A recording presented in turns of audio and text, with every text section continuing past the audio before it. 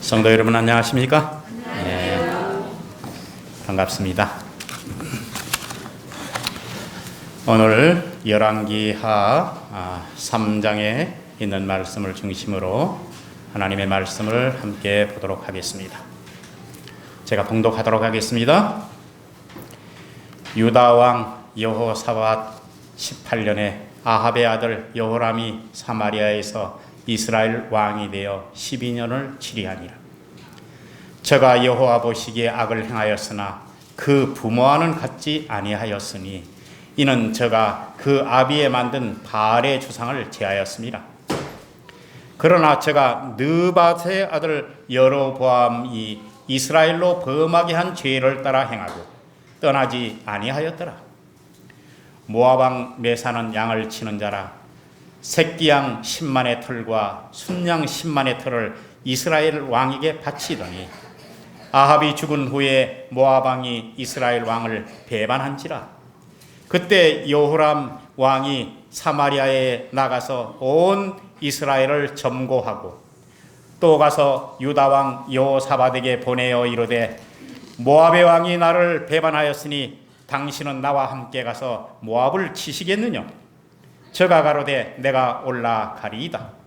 나는 당신과 일반이요 내 백성이 당신의 백성과 일반이요 내 말들도 당신의 말들과 일반이니이다. 여호람이 가로되 우리가 어느 길로 올라가리이까? 저가 대답하되 에돔 광야의 길로니이다. 이스라엘 왕이 유다 왕과 에돔 왕으로 더불어 행하더니 길을 둘러 행한 지 7일에 군사와 따라가는 생축을 먹일 물이 없는지라. 이스라엘 왕이 가로되 슬프다. 여호와께서 이 세 왕을 불러 모압의 손에 붙이려 하시는 도다. 여호사밧이 가로되 우리가 여호와께 물을 만한 여호와의 선지자가 여기 없느냐? 이스라엘 왕의 신복 중에 한 사람이 대답하여 가로되 전에 엘리야의 손에 물을 붓던 사밧의 아들 엘리사가 여기 있나이다. 여호사밧이 가로되 여호와의 말씀이 저에게 있도다. 이에 이스라엘 왕이 여호사밧과 에돔 왕으로 더불어 그에게 내려가니라.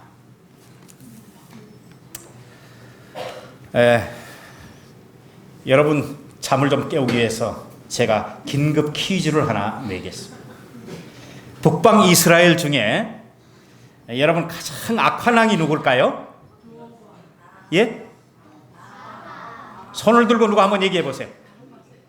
예, 신영순 집사님이 가장 빨랐네요. 예, 아합 왕 맞습니다. 어서 나오세요.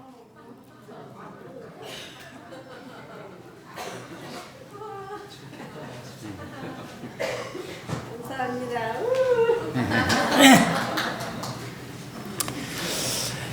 예, 아합 왕은 북방 이스라엘 왕 중에 7대 왕이었습니다. 7대 왕이었는데 그가 아람하고 전쟁이 있을 때 이웃 형제 국가인 남방 유다 이 여호사밧이라는 사람에게 전쟁에 도움을 청합니다. 그래서 그가 길르앗 라못이라는 곳에 올라가서 전투를 하다가 왕이 왕복을 벗고 다른 옷으로 갈아입고 전쟁에 나가고 자기 옷을 누구한테 입혔는가 하면 이웃 나라 이 여호사밧에게 입혔어요. 그래서 그러니까 원칙으로 말하면 자기는 살라고 그러고 이 여호사밧은 어떻게 해요? 죽이라는 거잖아요. 그죠? 근데 이 여호사밧이 그렇게 이 아합의 옷을 입고 그렇게 전쟁터에 들어갔어요. 그런데 갑자기 그들이 얘기할 때 뭐라고 얘기하는가 하면 쫄개들은 필요 없다. 왕만 죽여라. 그렇게 해가지고 왕의 옷을 입고 있는 여호사밧을 막 쫓아갔더니 이 여호사밧이 나는 왕이 아니라고 소리를 막 질렀어요. 그러자 이 여호사밧은 거기서 살아나고 다른 군사 한 명이 화살을 쏘는데 변장한 아합의 그 몸을 향해서 화살을 당겼습니다. 맞았을까요? 맞았어요. 그래서 그 화살에 맞아가지고 여러분 과다출혈로 인해서 이 아합이 저녁쯤에 집에 돌아올 때 마차에 실린 채로 집에 돌아왔는데 그냥 피를 많이 흘려서 이 아합이 죽게 됩니다. 그런데 그 아합의 아들 아하시아가 이제 아합이 죽은 대신에 왕이 됐습니다. 왕이 됐는데 그가 왕위에 오르자마자 어떻게 된가 하면 난간에 올라갔다 떨어졌어요. 이런 일이 있을 수 있습니까? 아버지가 죽었는데 또 왕으로 올라온 아들이 난간에 올라갔다 떨어졌는데 이 아들이 어떻게 되는가 하면 떨어지고 나서 침상 위에 드러눕게 됐어요. 이거 어떻게 해야 되나? 그런데 그가 하나님께 묻지 아니하고 어떻게 했는가 하면 그때 당시에 에그론 신 바알세부백에게 신에게 사람을 보내서 묻습니다. 내가 결과가 좀 어떻게 될지 좀 알려주십시오. 그렇게 했어요. 이때 엘리야 선지자가 아주 통렬하게 질책합니다. 이스라엘에게 하나님이 없어서 이방 신에게 물으러 가느냐고. 그렇게 아주 통렬한 질책을 받습니다. 너는 그 침상에서 올라갔던 데에서 내려오지 못하고 거기서 죽을 거야. 사실 그대로 그 말씀 그대로 아하시아가 2년도 안 돼가 죽어버렸어요. 그런데 그는 아들도 없었습니다. 왕위를 누구한테 물려줘야 되는데 아들도 없었어요. 그러다 보니까 그 동생이 있었는데 그 동생에게, 원래 아합의 아들이죠? 그 동생에게 이 왕위가 물러갑니다. 그렇게 해가지고 이 성경에는 여호람이라고 그렇게 나옵니다.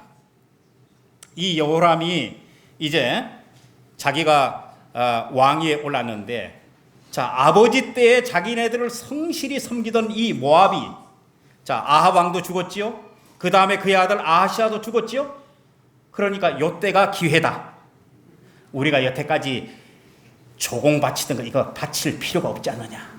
여러분, 저게 성경에 보니까 10만 마리의 어린 양의 털과 수양 10만 마리의 털을 해마다 조공으로 이 이스라엘에게 바쳤는데 그거를 그만 끄는 것입니다. 요즘 말로 말하면 여러분 뚜껑 열릴까요, 안 열릴까요? 이 여호람이 안 되겠다. 손을 좀 봐야 되겠다. 그렇게 해서 자기가 전쟁에 나가게 됩니다. 그런데 자기만 전쟁에 나간 것이 아니라 이웃 나라에 있는 누구까지도요. 이 여호사밧 유다 왕에게 얘기를 합니다. 내가 전쟁에 나가는데 당신 나 좀 도와주겠어?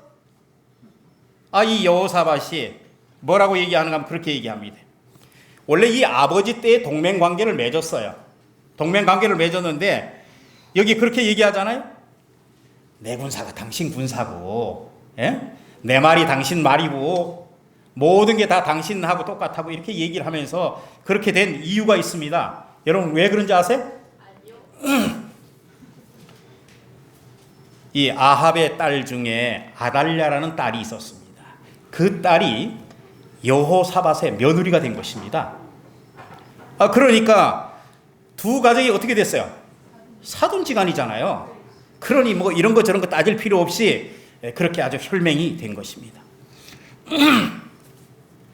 그래서 이 이스라엘 왕 여호람이 이제 전쟁의 루트를 묻습니다. 어디로 가면 좋겠냐고. 두 길이 있는데 어디로 가면 좋겠냐고. 그랬을 때 이 여호사밧은 이렇게 얘기합니다. 우리가 이렇게 바로 이렇게 사해를 건너서 바로 이렇게 진격할 수도 있지만은 거기는 모압의 군사들이 방어력이 좋고 우리가 다른 나라에 또 오해를 받을 소지가 있으니 글로 가면 안 됩니다. 아주 먼 길을 돌아서 사해 저 남쪽으로 내려가서 우리가 올라가는 게 좋겠습니다. 그렇게 얘기했어요. 그래서 이제 그렇게 하고 이 두 왕이 가면서 누구를 따라 붙였는가 하면 그 옆에 에돔 왕을 데리고 갔습니다. 여러분 에돔 왕은 왜 그런지 아십니까? 유다 나라의 속국이었습니다. 자기가 전쟁터에 나가면 나라가 비어요, 안 비어요? 비잖아요. 그럼 에돔이 속국이지만은 아무것도 없는 나라에 그 군사도 없는데 자기네들이 칠 수 있어요, 없어요? 있지요. 얼마든지 그럴 소지가 있잖아요. 그래서 이 에돔 나라의 군사까지 데리고 가면 칠 수 있어요, 없어요?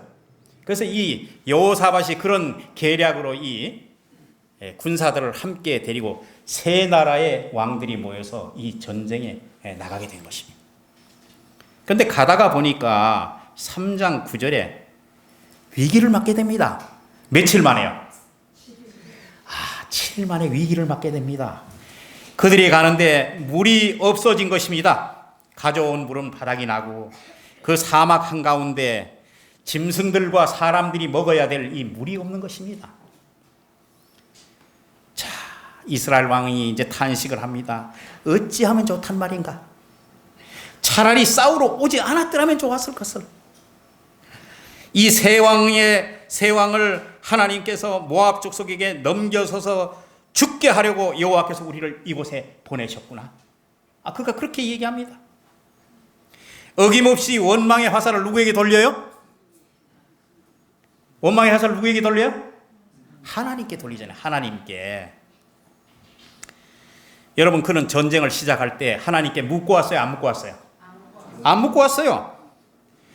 자신의 군사의 힘만 믿고 누리던 복이 거두어지자 응징하려고 나선 전쟁이었습니다. 그래서 그것도 유다 나라와 에돔까지 데리고 그렇게 왔는데 이 위기의 순간을 맞게 된 것입니다. 이 위기를 맞게 되자 어떻게 돼요? 하나님께 원망을 돌린 것입니다. 여러분, 우리 속담에 잘 되면 자기 탓, 안 되면 조상 탓. 그러지만 여기는 하나님 탓 하잖아요. 그죠?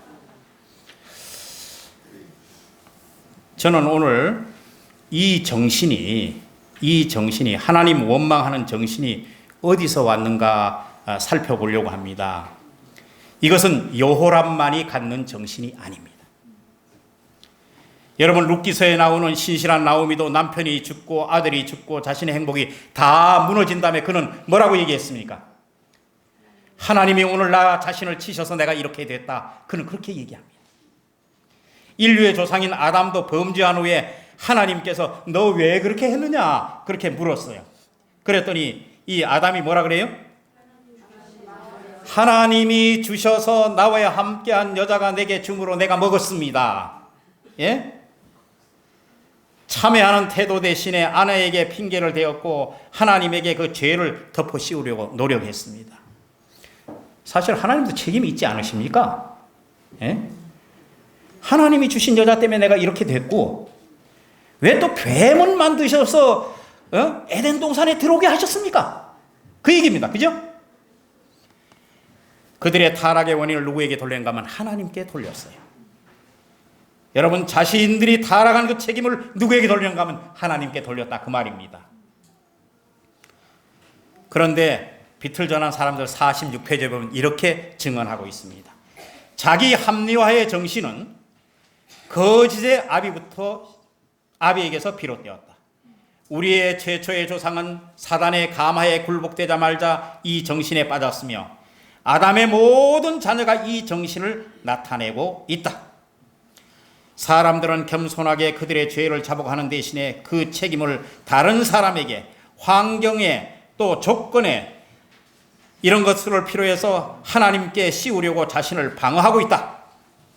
그들은 심지어 그분의 축복까지도 그분께 불평하는 이유로 삼는다.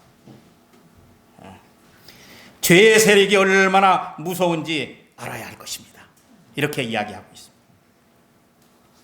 여러분, 3장 11절에 보니까 여호사밧이 그렇게 한탄하는 이스라엘 왕 대신에 이 여호사밧은 이런 제안을 합니다. 혹시 여기 여호와의 선지자가 있습니까? 그렇게 묻습니다. 그에게 여호와의 뜻을 물어봅시다. 여러분, 방향이 달랐습니다. 예? 여호람은 아래를 내려다봤지만 여호사밧은 위를 쳐다봤습니다. 이스라엘 왕은 자신의 약함을 보았지만 유다 왕은 여호와를 쳐다보고 그분 안에서 있는 능력을 의지했습니다. 여호람은 하나님의 흠을 잡고 그 생각을 하는 것처럼 절망적인 재난의 책임을 그분에게 돌렸지만은 여호사밧은 현재의 어려움을 넘어 여호와 안에서 위로와 소망을 발견하기 위해서 그 넘어 계신 하나님을 본 것입니다. 성도 여러분, 여러분의 인생의 위기 때 어떤 것을 선택하십니까? 후회하고 불평하고 원망의 길을 선택하십니까? 아니면 아직도 하나님의 뜻이 계시다고, 이 환난 가운데 하나님의 뜻이 계시다고 생각하십니까? 재난과 인생의 어려움이 올 때, 인생의 위기가 올 때 정말 여러분들은 생명의 하나님을 선택하십시오. 여러분, 북방 이스라엘 역대 왕들 중에 그들은 하나님을 찾지 않았습니다. 그들은 거듭 배반하고 하나님을 외면하고 그들은 자기의 길을 걸어갔습니다. 그러나 하나님은 그들을 버리지 않았습니다.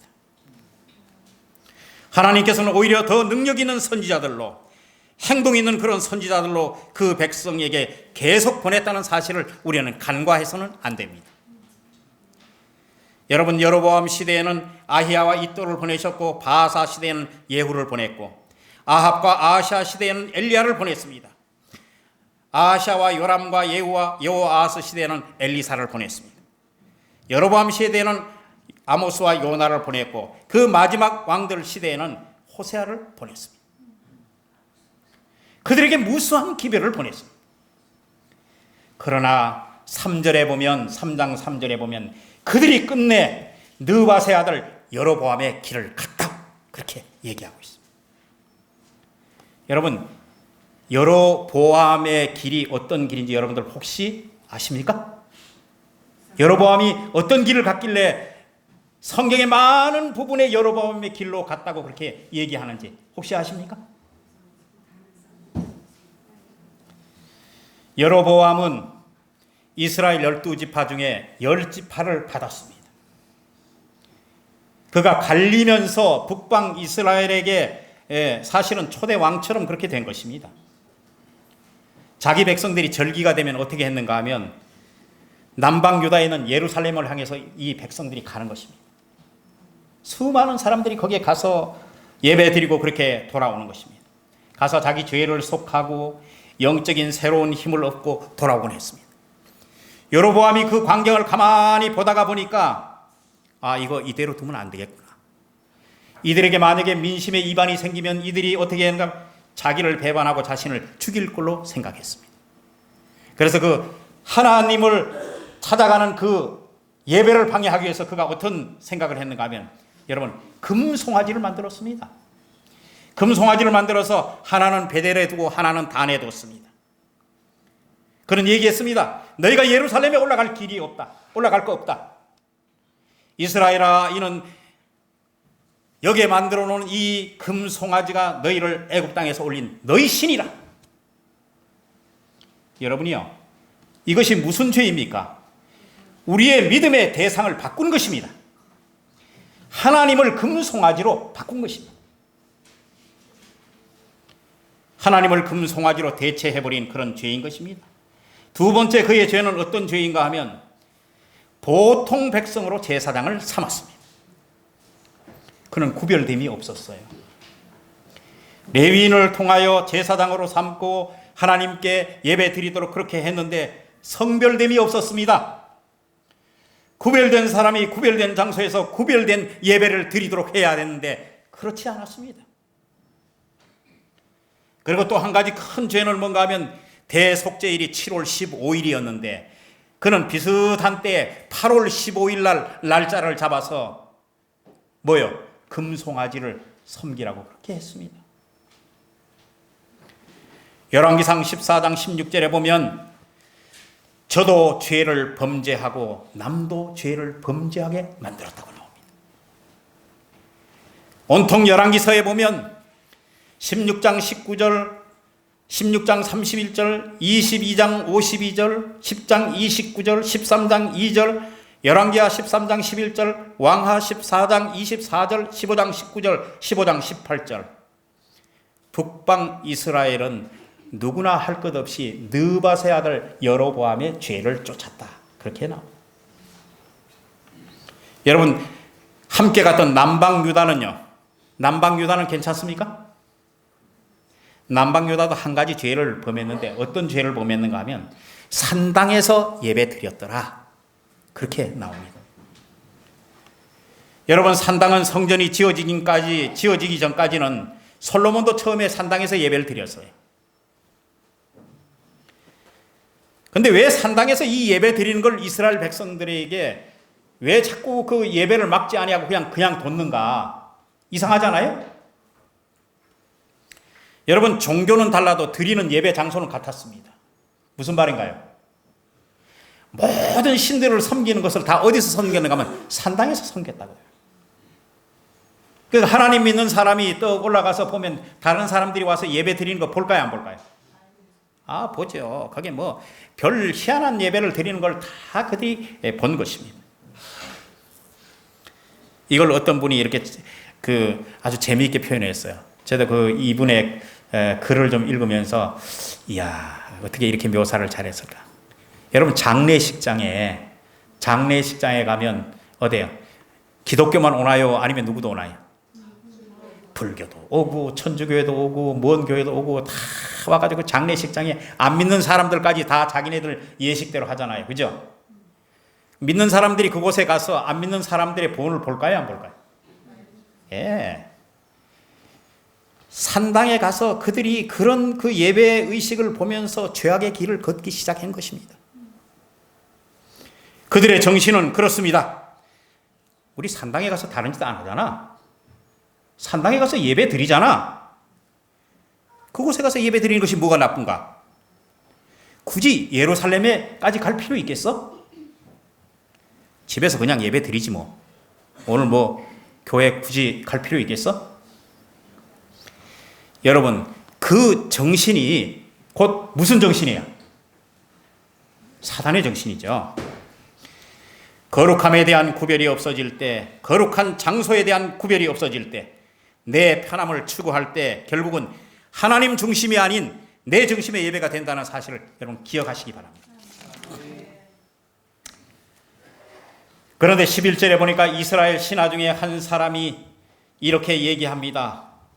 여기 그런 선지자가 있습니다. 거기 그 사람의 지위를 표해 놓은 곳은 아무것도 없습니다. 그가 높은 사람인지 낮은 사람인지 모릅니다. 그는 하나님의 사람이 어디 있으며 그가 누구라는 사실을 알고 있는 사람이 있었습니다. 그리고 여호사밧에게 그 이야기를 해줍니다.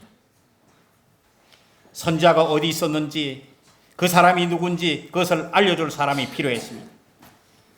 여호람은 사실 왕이었지만은 그 선지자가 누군지 어디에 있는지 관심이 없었어요. 여러분, 필요한 순간에 그 자리에 있어서 길을 제시하는 사람이 되면 좋겠습니다. 하나님께서 세상에서 아무리 지위가 낮다 해도 당신의 명령을 행하기 위해서 자신을 포기한 사람들을 통해서 일하신다. 이렇게 얘기하고 있습니다. 여호사밧은 이 상황에서 인간의 힘만으로는 도저히 이것이 부족하니 이러한 위기 속에서 선지자의 음성을 필요로 했습니다. 오직 하나님의 기별만이 사망의 골짜기에서 벗어날 수 있다는 것을 그가 알았기 때문에 그는 그렇게 선택을 한 것입니다. 12절에 여호와의 말씀이 그에게 있도다. 이 불신에 빠진 두 왕을 데리고 내려갈 수 있는 계기가 되었습니다. 왜냐하면 그곳에 가면 생명의 말씀이 있기 때문이었습니다. 여호와께 위기란 결코 없다. 하나님께서 이 사태를 예견하셨고 따라서 빛이 매우 절실히 요구되는 그 순간에 빛을 받을 수 있도록 당신의 종을 예비해 두셨다. 사랑하는 여러분들이여, 여러분들은 희망의 돌파구를 찾는 사람들이 되십시오. 출발이 잘못되었다 할지라도 중간에 틀린 지점에서 여러분 돌이키십시오. 여호사밧이 사실대로 말하면 그는 처음부터 이 전쟁에 나오는 것이 하나님을 위한 전쟁이 아니었습니다. 그러나 중간에 가면서 어려움을 당할 때 그는 하나님을 생각한 것입니다. 그리고 그곳에서 다른 사람들을 하나님께로 인도하는 그런 역할을 했습니다. 여러분은 다른 사람에게 여호와의 말씀이 있다고 그렇게 선포할 사람이 되시라는 것입니다. 다른 사람들이 절망할 때 용기를 줄 수 있는 그런 하나님의 말씀을 가지시라는 겁니다. 모든 사람이 낙담할 때 희망을 줄 수 있는 그런 하나님의 말씀을 가지라는 것입니다. 전혀 출구가 보이지 않을 때 생명의 출구를 제시할 그런 하나님의 말씀이 있는 곳을 가르쳐 주라는 말씀입니다. 14절에 보면 그는 아주 통렬한 질책을 받았습니다. 사실 당신의 아버지나 어머니가 숭배하던 그 신들에게 가서 그걸 묻지 왜 나에게 왔냐고 엘리사는 아주 통렬하게 아주 질책을 합니다. 그런데 여호사밧이 어떻게 했어요? 그곳에 가서 이제는 그 이야기를 들을 수 없게 되었다. 자신을 아주 한껏 낮춰서 그렇게 얘기합니다. 여러분 하나님의 앞에 나올 때 여러분 무시당할지라도 나오십시오. 예. 그리고 검은고 탈자를 요구하셨습니다. 오늘 여러분들 예배 전에 우리 아이들이 특창을 했는데 저도 하나님의 신이 나를 감동시키기를 저는 기도했습니다. 여러분 좋은 올바른 음악은 하나님을 찾아가고 때에 따라서 우리를 고상한 감동으로 그리고 깊은 감동으로 이끌 수 있는 힘이 음악의 힘입니다. 여러분 예언의 신 가운데 보면 우리가 음악을 잘못 듣게 되면 여러분들 어떻게 되는가 하면 사단의 노예가 되는 것입니다. 요즘에 얼마나 많은 젊은이들이 음악을 통해서 어떻게 돼요? 노예가 돼서 타락의 길을 걷습니다. 성경에는 분명히 얘기합니다. 내가 너희를 용서하리라 돌이키라. 수많은 곳에서 이스라엘 백성들이 잘못 간다 할지라도 하나님은 계속해서 그 말씀을 보내고 계십니다. 16절에 여호와의 말씀이 골짜기에 개천을 파라 그렇게 했습니다. 그들이 만약에 골짜기에 개천을 파면서 호미를 들고 이 물을 달라고 그랬지 뭔 우리가 물을 달라고 그랬지 무슨 개천을 파라 그래? 만약에 그러한 마음이 한 번이라 들었더라면 하나님이 그 일에 역사할 수 있었을까요? 아니요. 이 사람들은 그런 원망을 하지 않았습니다. 여러분이여 내 상식으로 이해가 되지 않을지라도 하나님의 말씀에 굴복해 보십시오. 이것이 믿음입니다. 성경에 나오는 모든 역사가 특히 전쟁에 나오는 역사가 하나님의 지시를 이해하고 치른 전쟁의 역사는 없었습니다. 하나님께서 하라고 하신 대로 했습니다. 가라고 하면 갔고 가지 말라고 하면 올라가지 않았습니다. 그런데 길을 쓰고 올라갔다가 패배한 적도 있었습니다.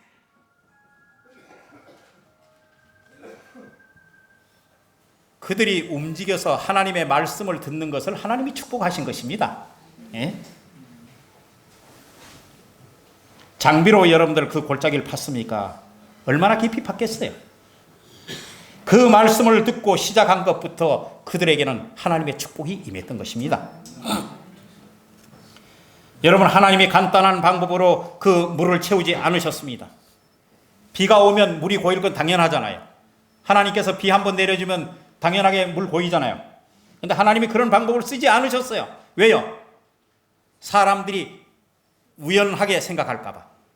비가 왔으니 당연히 물이 고였지. 이렇게 생각할까 봐. 하나님이 그렇게 하지 않았습니다. 바람도 보지 못하고 비도 보지 않은 상태에서 하나님께서 에돔으로부터 물을 끌고 오셨습니다. 언제요? 20절에 보면 아침에 미쳐 소제를 드릴 때. 여러분 구원이 성전 예배와 관계 있음을 의미합니다. 그 하나님 앞에 예배가 드려지는 그 시간에 하나님의 백성에게 하나님이 은총을 부으셨다는 사실입니다. 이것은 오히려 작은 일이라 그렇게 얘기했습니다. 여러분 21절에 보면 한쪽에는 생명을 구하는 물이 되고 한쪽에는 오판하는 물이 된 것입니다. 아침에 그리 물이 이렇게 솟아나자 이스라엘 백성들은 그것을 마음껏 자기 목을 축이고 짐승들을 먹이고 그 물이 그들에게 생수의 강이 됐던 것입니다. 아침에 일어나서 이 모압 군사들이 앉아서 보니 동이 틀 때쯤 보니까 밤사이에 비가 온 것도 아니고 물이 골짜기에 그득하게 찼는데 보니까 해가 비춰져서 그 물이 무엇으로 보였는가 하면 핏빛으로 보였습니다. 옳았구나. 세 나라가 연합전선을 펴더니 드디어 자기네들끼리 칼부림이 나서 온통 죽어서 이 물이 내려온 물이 온통 피가 섞인 물이 되어서 우리가 가서 그냥 노량물이나 건져오면 되겠다. 모압 군들이 생각하고 빨리 가서 노량물을 취해오자 하고 그들이 아주 열심히 그것을 있는 힘을 다해서 달려갔습니다. 여러분 가만히 앉아있는 사람이 힘이 셀까요? 아니면 죽기를 다해서 달려온 사람이 힘이 셀까요? 하나님께서 그냥 아주 딱 목을 지키고 있다가 이스라엘 백성들의 그 오는 걸 아주 그냥 아주 단방에 아주 치게 만들어서 모압이 그렇게 패하게 됐습니다. 여러분들이요, 물이 그들의 갈증을 해결했듯이 오늘 우리의 목마름을 해결하실 분은 구주 예수 그리스도십니다. 예수님은 말씀하셨습니다. 내가 주는 물은 세상이 주는 물과 다르다. 세상에 주는 물을 먹으면 먹을수록 갈증을 느끼지만은 그 갈증은 탐욕의 갈증이고 욕망의 갈증입니다. 그러나 내가 주는 생수는 영원히 목마르지 아니하리라. 여러분이요, 여러분의 인생의 위기를 만났을 때 하나님의 말씀을 찾으십시오. 그리고 하나님의 선자의 말씀을 의지하십시오. 우리의 어려움을 벗어나게 하실 것입니다. 그리고 여러분들을 바른 길로 인도하실 것입니다. 오늘 중요한 이 위기의 때, 여러분의 인생의 위기의 때에 하나님을 신뢰하고 하나님 편에 서게 되시는 여러분과 제가 되시기를 바라면서 오늘 말씀을 줄이겠습니다.